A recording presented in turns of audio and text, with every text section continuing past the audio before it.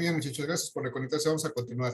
Vamos a terminar de resolver este ejercicio. Vamos a dar entrada al tema del día de hoy. Y pues, ya, nada, vamos a continuar. Estábamos entonces resolviendo esta última parte del ejercicio de conversión de unidades.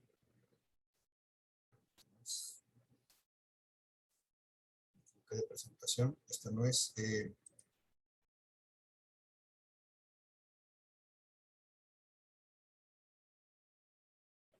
cerré.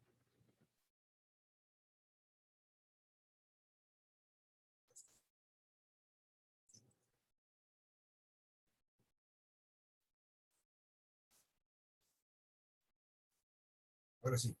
Vamos a terminar más rápidamente este ejercicio, muchachos, y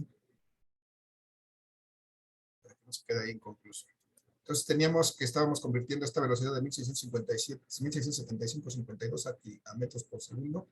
Ya encontramos los factores de conversión, simplemente hace falta hacer las operaciones. Si multiplicamos, en este caso lo que tenemos aquí, 1657.52 por 1000 y por 1, pues me da a dar aquí una cantidad más grandota. ¿Cuál es esa cantidad? Va a ser 1.675.000. 675.520. Bueno. 220. Esto ya va a ser, ya no van a ser kilómetros, sino van a ser los kilómetros, se van a eliminar con los kilómetros y van a quedar aquí metros. Y luego vamos a hacer la de abajo. De aquí, pues yo tendría aquí debajo un 1 por 3600, y va a dar 3600. 600. Y aquí, estas horas que estaban aquí en el denominador, con estas horas se van a eliminar y me van a quedar segundos aquí abajo. Entonces voy a tener las unidades que quiero, 3600. Si hacemos esta operación, muchachos, ¿cuánto me da? 465.42. 475. 65. 65.42. Sí. Metros por segundo. Esa es la velocidad a la que se mueve una persona. Esa velocidad es exactamente igual a la que está arriba, nada más que está expresada en otras unidades.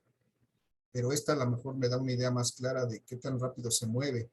465.42 metros por segundo. Es decir, cada que pasa un segundo, esta persona cambia, se mueve aquí 475 metros en la dirección en que está girando la Tierra. 465 metros por cada segundo. En lo que ya lo dije, ya se movió mucho más de eso. Entonces, de este tamaño es esta velocidad de la Tierra, muchachos. Esta es una velocidad muy grande. Cuando veamos los ejercicios más adelante de velocidad, vamos a ver que esto es una velocidad muy grande y es real y existe para la Tierra. Pero así se resolvería este ejercicio, muchachos. ¿Alguna duda, pregunta, comentario? No, ya. No, profe. ¿Ya aclaramos eso? No. Desde luego, este ejercicio pues necesitaba un poquito más de pensamiento, de ver qué es lo que me estaban preguntando, de relacionar con la velocidad y finalmente hacer la conversión. No era simplemente la conversión, pero pues hay que empezar a buscarle, ¿no? ¿Qué es lo que tengo, qué es lo que me pide? ¿Vale? ¿Listo, muchachos? ¿Podemos pasar a lo que sigue? Maestro, Sí. es que yo no vi, o bueno, sí vi, pero se me olvidó ya después cuando estaba resolviendo el ejercicio, que arriba usted nos había dado el radio de la Tierra, entonces yo lo investigué y utilicé ese radio como para resolver este problema y me salió diferente el resultado. Sin problema, pero es una cantidad parecida, ¿no? Sí. No, no hay problema.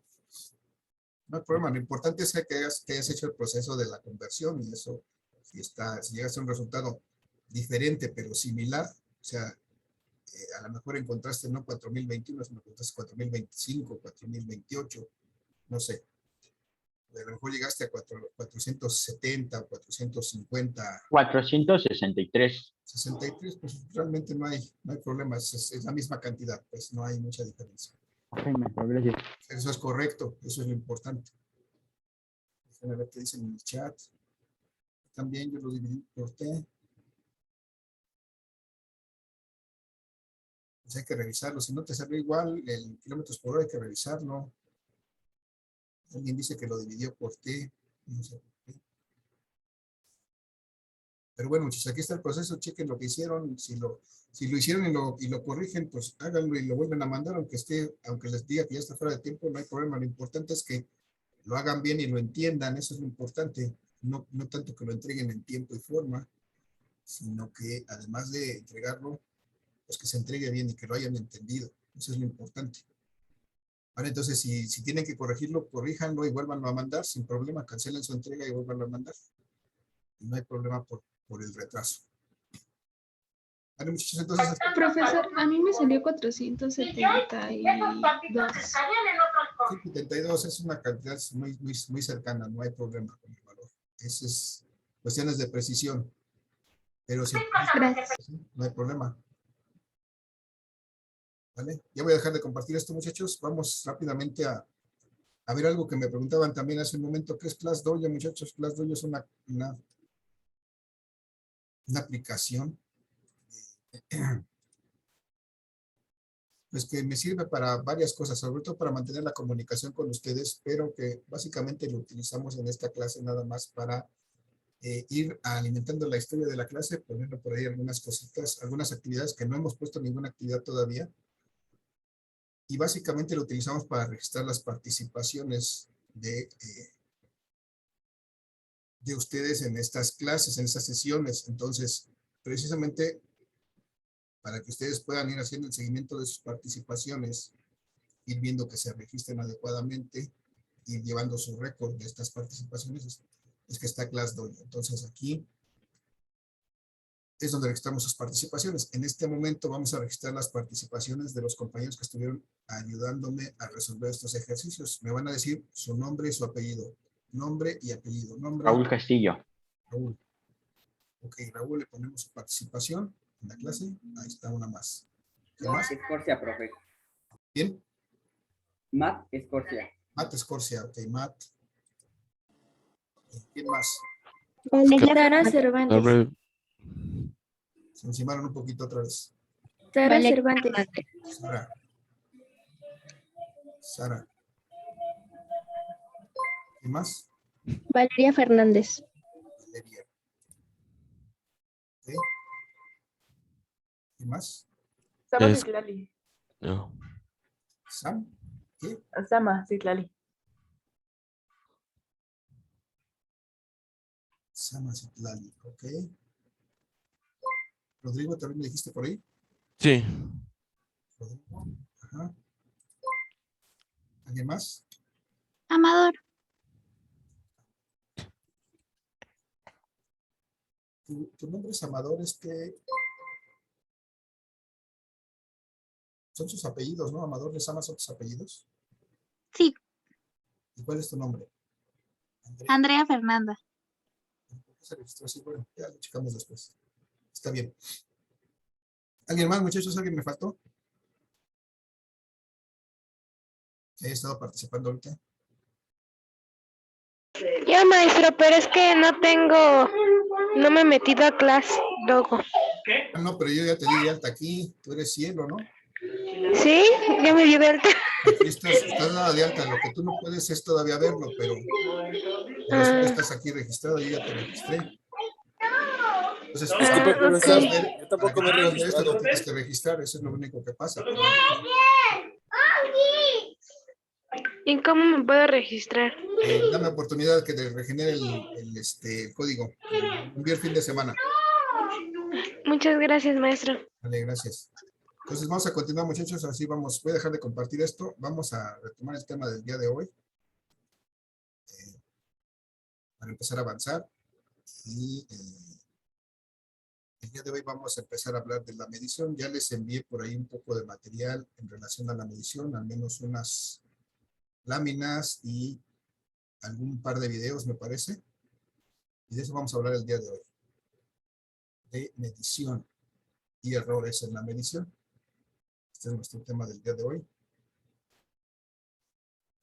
Y entonces, muchachos, lo primero que les preguntaría, ¿qué es lo que vemos aquí en las imágenes que están en esta primera diapositiva? un metro y un calibrador. 1 metro y un calibrador. Ah, ustedes son de Sí, Sí, es que este tema ya lo vimos con metodología dimensional. Ajá, sí, profe. Ustedes sí conocen ¿y cómo se llaman genéricamente estos elementos? Equipos de medición. Equipos o instrumentos de medición. ¿Y sirven para qué? Medir. Medir. Medir, ¿no? Dependiendo de lo que queramos medir, pues podemos usar uno u otro. Algunos son pues más útiles para medir ciertas dimensiones que otros. Por ejemplo, ustedes ven aquí el calibrador. Seguramente no han usado el calibrador Vernier o pie de rey, por ahí le llaman algunos. Me sirve para medir, aquí me marca diámetros interiores o áreas pequeñas interiores o diámetros exteriores, por ejemplo, de tuberías. Pero la característica de este es que mide muy precisamente, es decir, es muy preciso. Sirve para medir dimensiones pequeñas. No puedo medir, por ejemplo, con este calibrador, una tubería de 6 pulgadas, lo que no me alcanza. Entonces, para eso necesitaría utilizar otro instrumento diferente. Y, por ejemplo, aquí tengo dicen el metro. Bueno, el metro también es el gusano naranja que nos transporta. Entonces, lo más correctamente, esto es un flexómetro. ¿Sí? Es como este que tengo aquí. No sé si lo ven. Este es un flexómetro. Flexómetro porque se flexiona, se dobla y nos sirve para medir pues, longitudes de cierto tamaño, ¿no?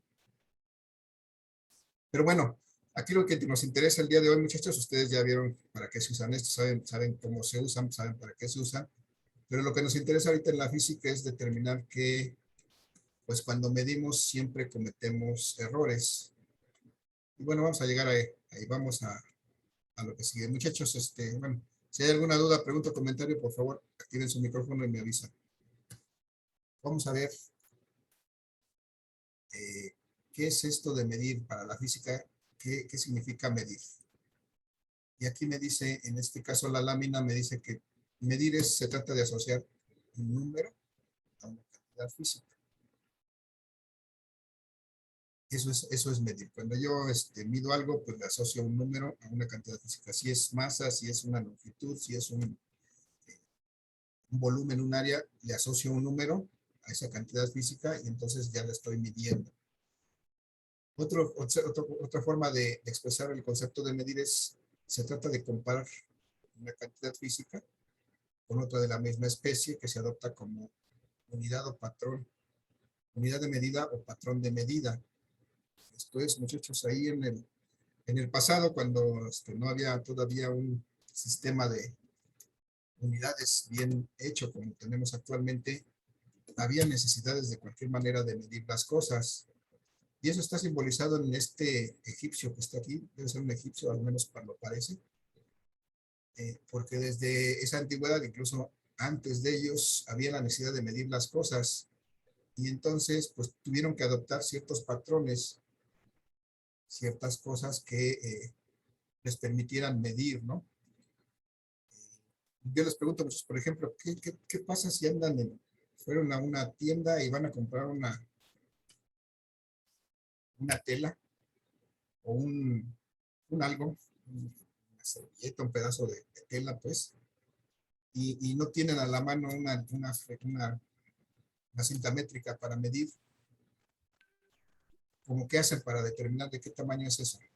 ¿Alguien tiene ¿Cómo? Con las Con las manos. manos. Con el brazo. Ajá.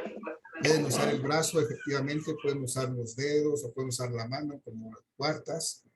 Y lo que estamos haciendo ahí es comparar esta cantidad, digamos, esta cantidad que es la longitud de la apertura de mis dedos con esa otra cantidad de la misma especie, y entonces ya lo estoy midiendo. Lo mismo tiene este egipcio por aquí, tiene su pie, que lo puedo usar como patrón de medida, tiene su codo, o tiene su mano, o tiene sus 4 dedos, que los puedo usar como patrón de medida. Dependiendo de lo que quiera medir, pues puedo usar una u otra. Alguna les será más útil en algún caso. Pero bueno, en general, esta medición es eso, comparar una cantidad física con otra que adopto como patrón de medida. Y esto es lo que hacemos, digo, en la antigüedad, pues lo más normal era comparar contra las propias partes del cuerpo. Actualmente, pues ya tenemos patrones de medida bien especificados, pues bien determinados. Por ejemplo, el metro, la medida de nuestro metro, la unidad de longitud es una barra de cierto material que está en una cierta parte, bajo ciertas condiciones, y cuando se quiere calibrar un instrumento, pues se hace en función de ese material, ¿no? Entonces, esa es la forma como actualmente medimos. Pero igual podemos seguir usando estas mediciones cuando no tenemos a la mano un instrumento de medición graduado bajo un patrón. Pero lo que hacemos al comparar es precisamente medir. Y bueno, aquí tenemos otros dos ejemplos de otros instrumentos de medición que podemos usar. Bien, sigo recibiendo sus compañeros. Y bueno, para la física es importante distinguir que podemos hacer dos tipos de mediciones. Están aquí en la lámina, me dice que puedo hacer mediciones directas. Estas mediciones directas es cuando comparo una cantidad física con esta unidad o patrón de medida. Cuando utilizo un instrumento o la comparo contra alguna cosa que utilizo como patrón, entonces estoy midiendo de manera directa. Por ejemplo, puedo medir, ahorita no tenemos pizarrones, o lo hacemos en la clase, pero ahorita tenemos pantalla, por ejemplo, todos tienen una pantalla, entonces pueden medir su pantalla. Con el instrumento que quieran lo pueden medir, o lo pueden medir con sus dedos o con sus manos, y pueden determinar el tamaño de esa pantalla, y estarían midiendo directamente esa pantalla. Esa es la forma de hacer una medición directa. Pero hay otras mediciones que se pueden hacer que se llaman exactas. Las mediciones exactas me dice que se obtienen cuantificando el número de elementos. Por ejemplo, contando el número de alumnos. Yo aquí puedo decir que tengo ahorita 47 alumnos y uno que está entrando, 48. Entonces, pero no puedo decir que tengo 47.5 ni 43.2, porque si los cuento, siempre voy a tener exactamente la cantidad de alumnos que tengo. ¿Sí? Entonces, esa es una medición exacta. Aunque sí puedo tener por ahí 45.6 porque hay algunos que están comiendo o están haciendo otra tarea o ya se quedan dormidos y nada más están conectados, pero no están en esta clase. Pero bueno, en principio dice Zoom que tengo 48 alumnos aquí y estoy midiéndolos exactamente porque los puedo contabilizar. Entonces, nada más la diferencia entre mediciones directas y exactas. Muchachos, preguntas, dudas, comentarios respecto a esto. No. No, No, profe, profe. ninguna. Vale. Continúo entonces.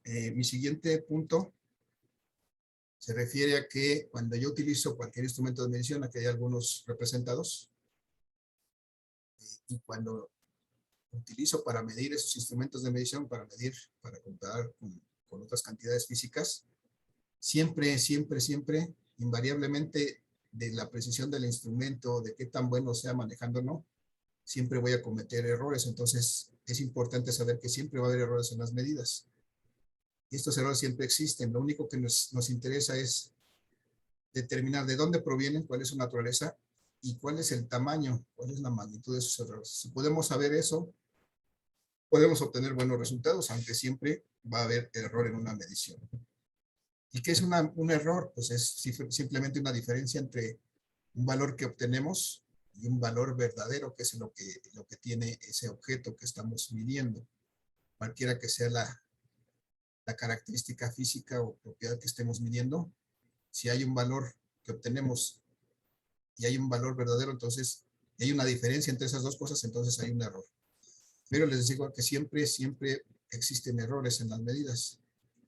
¿Y de qué dependen esos errores? Pues depende en qué aparato usamos y qué tan hábiles seamos con ese aparato para medir. Por ejemplo, les decía aquí, tenemos este vernier, aquí está midiendo aquí algún puntito rojo que es muy pequeñito. Este sería tal vez un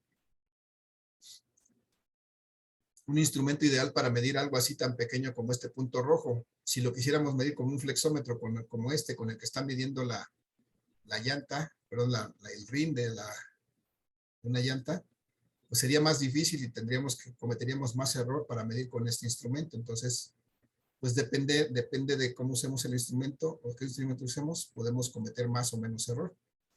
Aquí veríamos esta chica que se está midiendo la cintura con una cinta métrica, pues de alguna manera también está cometiendo error, porque para que lo midiera exactamente, pues tendría que medírselo a alguien más, no ella, porque ahí no puede ver bien la escala ni hacer un ajuste bueno de esta cinta, pero bueno, está tomando una medición cercana. Y por otro lado, aquí este señor que está midiendo el tiempo con su cronómetro, pues puede ser que tarde en responder, detenga muy tarde su tiempo o lo inicia muy tarde y de todas maneras comete un error cuando mide su tiempo. Entonces, lo importante es que sepamos que siempre que midamos algo, cualquiera que sea la cantidad física que queramos medir, vamos a cometer errores. Y esos errores van a depender de qué aparato usamos y de qué tan hábiles seamos para manejar ese aparato. Muchachos, hasta aquí, ¿alguna duda, pregunta, comentario? ¿No?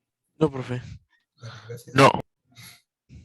Gracias. Voy a la a la siguiente lámina, porque aquí me habla de otra vez de los errores, pero ahora me da la clasificación. ¿Cómo se clasifican estos errores? Y tenemos básicamente dos tipos de errores: los errores sistemáticos, los errores casuales o fortuitos. Vamos a ver a qué se refiere cada uno de ellos. Los errores sistemáticos me dice aquí que son los que se manifiestan en la misma, por igual en todas las medidas. Estos errores sistemáticos, no sé, por ejemplo, les ha tocado que van al mercado o a tianguis a comprar algo, a las frutas y las verduras, y el señor tiene sus básculas esas que están colgando de un ganchito. Y entonces, pues antes sucedía, no sé ahora, pero antes sucedía que los vendedores, pues para ganarse un poquito más, alteraban sus básculas y hacían que midiera, que pesara de más, ¿no? Entonces nos daban kilos de 800 o de 900 gramos, pues era ganancia para el de la verdulería, pero siempre a todos, todo lo que pesaran, siempre iban a tener el mismo error. En todas las medidas iba a manifestar por igual. Entonces esa puede ser un ejemplo de este error sistemático. Dice que se manifiestan por igual en todas las medidas.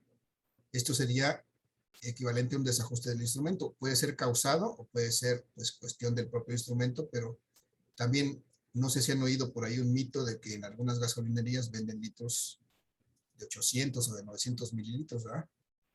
Pero es un mito, eso no existe en México. ¿O si alguien lo ha comprobado? Muchachos. Pero sí lo han oído, ¿no? Sí, Sí lo han oído. Se han oído sí, que sí. incluso a veces clausuran algunas gasolineras por esa situación. Pues esos son los ajustes del instrumento. A veces les digo, pueden ser causados o pueden ser cuestiones, pues, naturales del instrumento.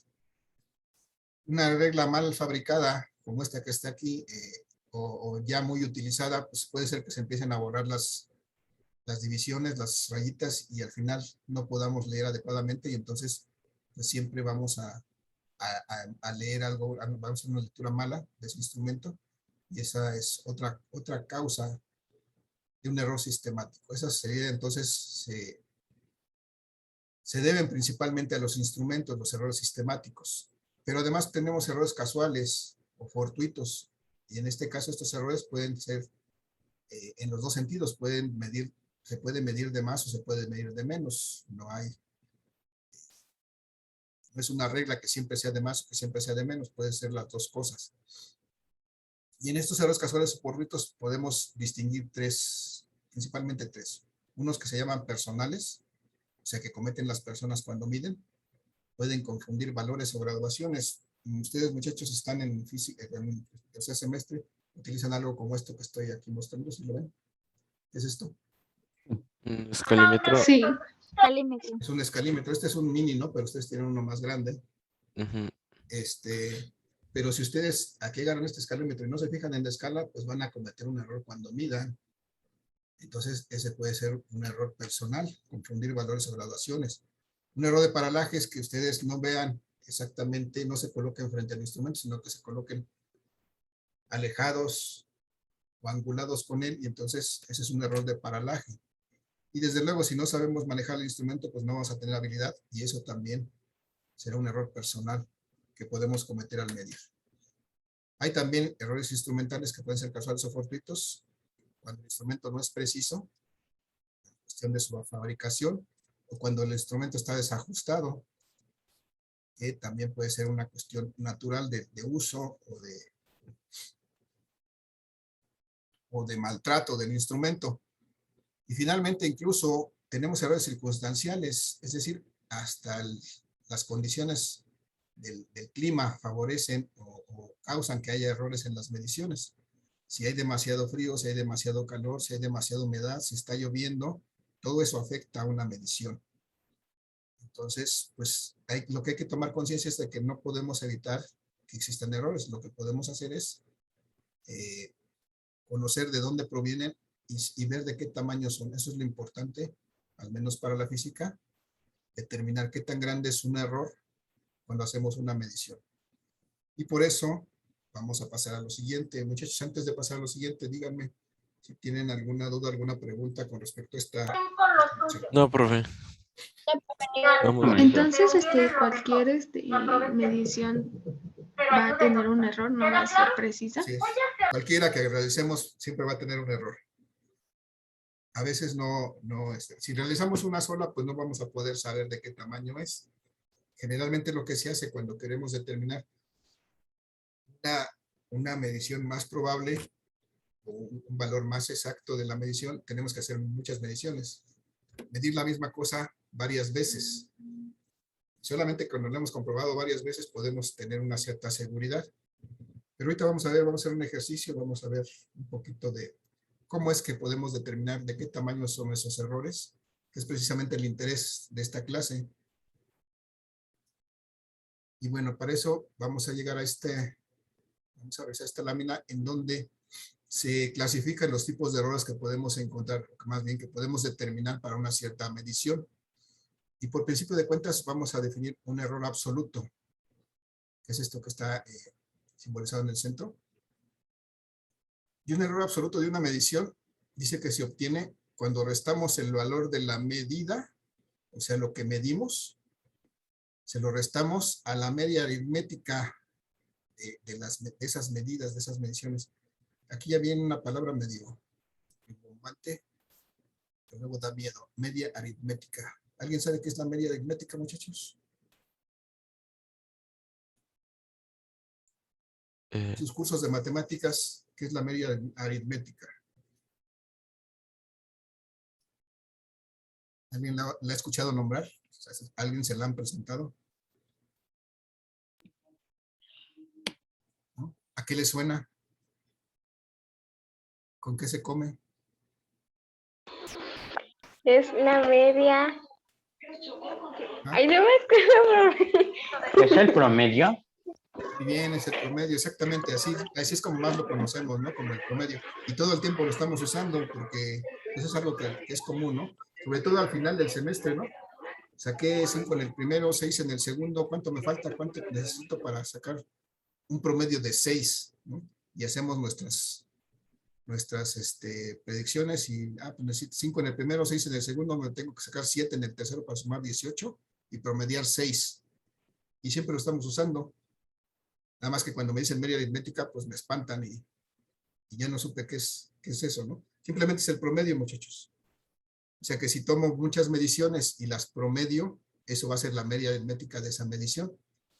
Y entonces puedo obtener el error absoluto de una medición si promedio esas mediciones y luego a cada una de esas mediciones le resto el valor de la medición. Entonces esa es la definición del error absoluto. Ahorita vamos a dejarlo aquí a nivel de idea.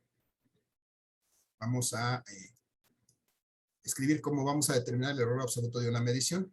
Normalmente lo vamos a escribir con la E del error y aquí con unas letras que me digan que es el absoluto para identificarlo.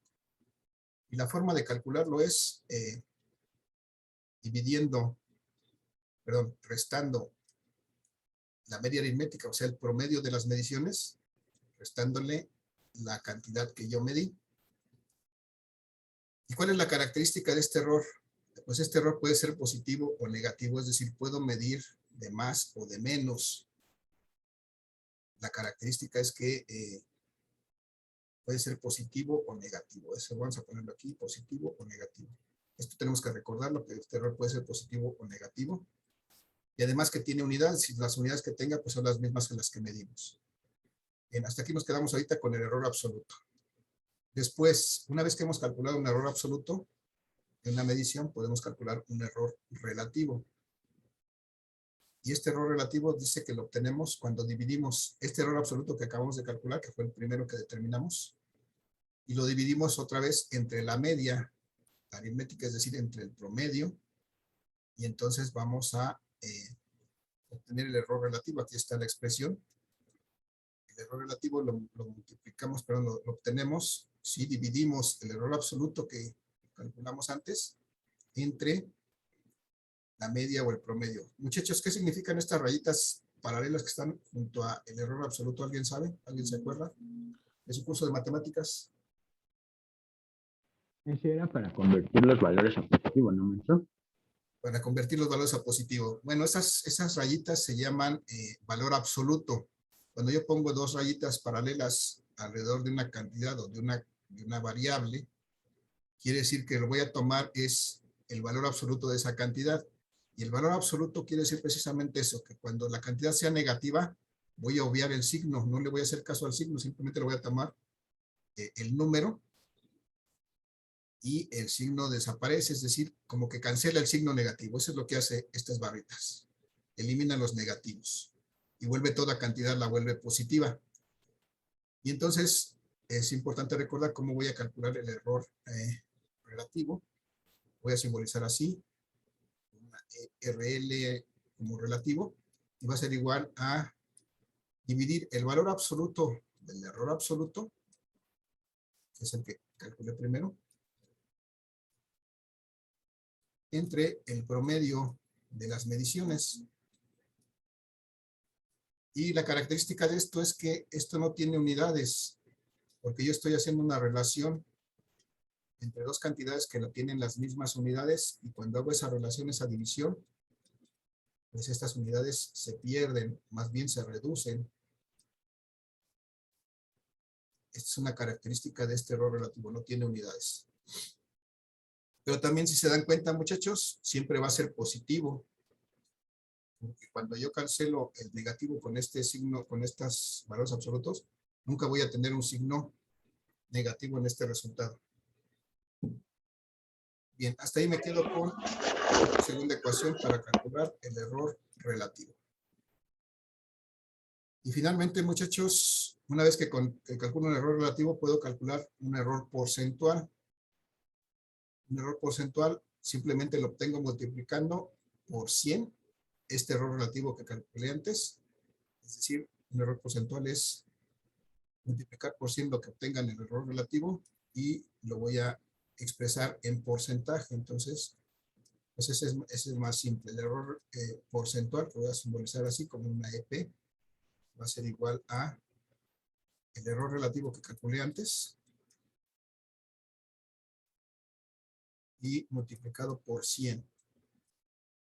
Cuando lo hago así, voy a poder expresar esto como un porcentaje de la medida. ¿Qué tanto por ciento de la medida es, de qué tanto por ciento de la medida es el error de esa medición? Y bueno, hasta aquí estas son sus unidades. Esta es la forma en que lo voy a calcular. Y hasta aquí básicamente es lo que vamos a ver en cuanto a la teoría de errores. Vamos a pasar a hacer ejercicios, al menos un par de ejercicios, muchachos. Creo que ya nos va el tiempo hoy.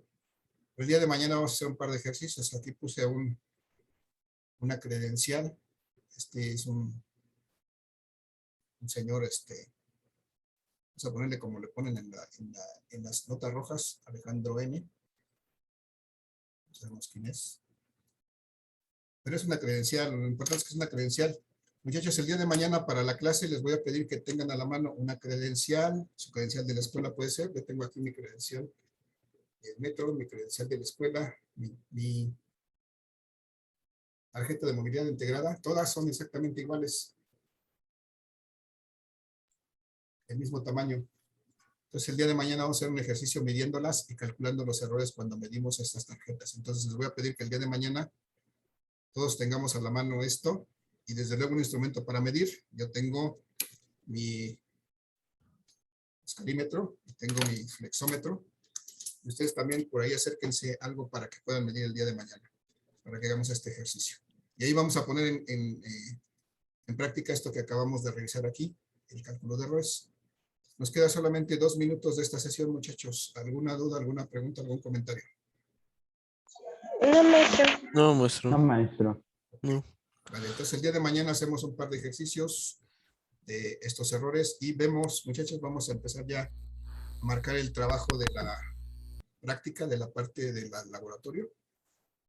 No tenemos laboratorio para ir, pero tenemos algunos materiales que vamos a usar como en sustitución de ese laboratorio. Y mañana nos ponemos de acuerdo también con eso, cómo vamos a empezar a trabajar nuestra práctica de laboratorio, la práctica 1. Por principio de descuento les comento y les anticipo, los equipos ya están formados. Yo los formé por esta primera y única ocasión. Van a trabajar con quien les haya tocado. Van a ser equipos de 5 personas. Y con quien les haya tocado van a trabajar. Para las siguientes prácticas les voy a dar la libertad que se organicen como quieran, pero por esta ocasión van a trabajar con quien les corresponda. Entonces ya tengo los grupos armados, mañana se los muestro y les voy a mostrar toda la mecánica de cómo vamos a trabajar esa práctica. Pero ya será mañana porque nos queda solamente 1 minuto de sesión. Para aprovechar este minuto, muchachos, ¿alguien tiene alguna duda, pregunta, comentario, algo que desee compartir con el grupo? No, profe. No, profe. No. No, maestro. ¿Cómo vamos? ¿Vamos bien? ¿Ya nos aclaramos todas las dudas que había? Ya. Sí, profe. Ya. Sí. Vale, entonces no se las queden, muchachos, háganmela saber. Si tienen un ejercicio para 4 días, véanlo antes y vayan haciendo saber las dudas desde antes. No lo dejen al final, por favor. Vale, entonces mañana nos vemos, muchachos, para hacer el ejercicio. Los ejercicios les encargo sus instrumentos de medición y sus, que vayan a medir. Una hoja de papel también necesitamos.